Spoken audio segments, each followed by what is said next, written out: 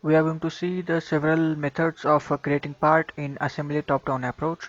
So let's create an assembly.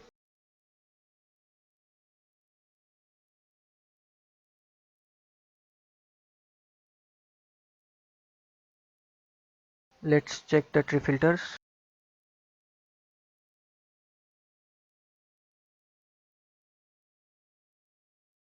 So let's create a part. So our first creation method is copy from existing. In this, if we see it is in inches, and if we are supposed to take in millimeters, then we have to create a blank part. So let's create a blank part first.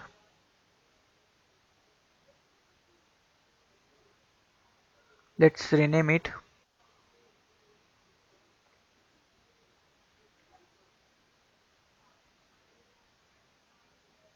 and select template MMNS as you want millimeter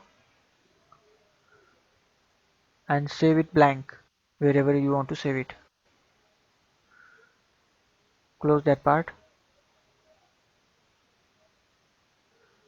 Then again create new part in assembly and give the path of that blank part here. So we gave the path, press OK, select default, or else you can select plane to plane coincidency. So here is your part.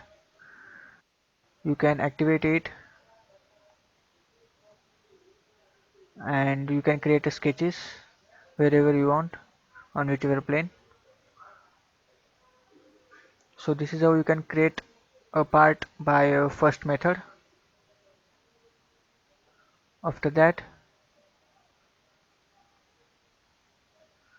let's create a part by using another method, locating the datums.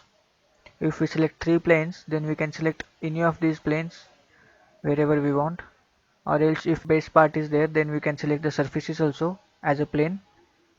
After that, next is axis. For that purpose we have to create an axis first. So let's create an axis, press on axis, placement, select any plane. I selected front plane. Then I have to select the references so that I can give the dimensions. Press Ctrl for that. We can change the distances.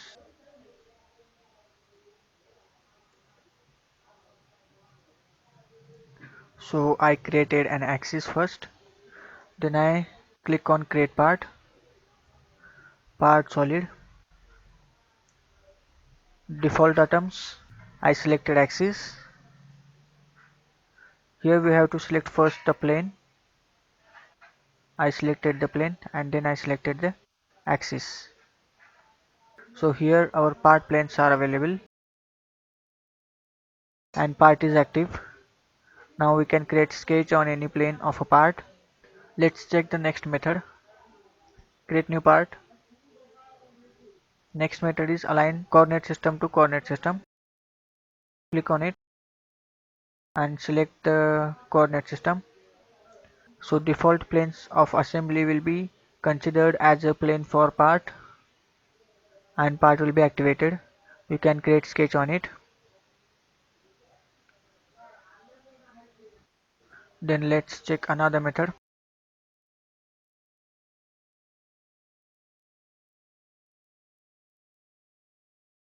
Let's create a part empty. In empty and create features, in both the cases there were no planes in a part. So if we activate that part, you can see there is no plane. We have to create a sketch by using assembly planes. So select sketch and select any plane of assembly. Create any part. You have to select the references. In this case, you can select the plane so you can get the origin, and you can create a sketch as you want.